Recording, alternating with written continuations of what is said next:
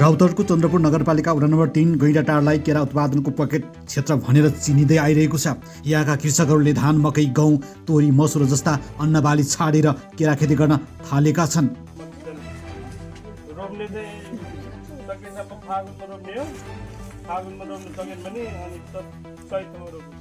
केरा खेतीबाट मनग्गे आम्दानी हुने भएपछि यहाँका कृषकहरूले अन्नबाली लगाउन छाडिसकेका छन्। केरा खेतीको सम्भाव्यता आवश्यकताबारे चन्द्रपुर एकाडेमीका विद्यार्थीलाई सोमबार कृषकसँग भलाकुसारी गरेका छन्। कृषकले समेत केरा खेती गर्ने तरिका र आम्दानी लगायतका विषयमा विद्यार्थीहरूलाई बुझाएका छन्। अन्नबाली उत्पादनका लागि लगानी, परिश्रम र मेहनत बढी हुने तर उत्पादनमा भने कमी आउने र अपेक्षाकृत आम्दानी नहुने भएपछि केरा खेती गर्न थालेको गैंडाटारका कृषक दीपक श्रेष्ठले बताए। एउटा केराको बोर्डले एक पटकमा 80 देखि 100 वटा केरा उत्पादन दिने र सो केरा प्रति गोडा 5 देखि 6 रुपैयाँसम्म बिक्री हुने उनले बताए।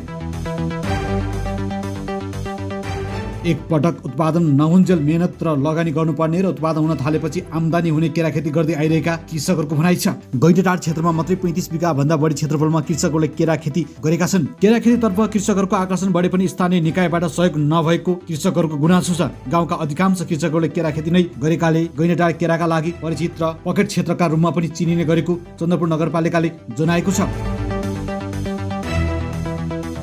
कृषकलाई प्रोत्साहन र उत्पादन वृद्धिका लागि नगरपालिकाले विभिन्न योजनाहरू ल्याउने बताइएको छ। पछिल्लो समयमा देशका विभिन्न ठाउँहरूमा व्यवसाय केरा खेतीबाट महिनाको लाखौं कमाउन सक्ने सम्भावना भएको विभिन्न केरा खेती कृषकहरू बताउँछन्।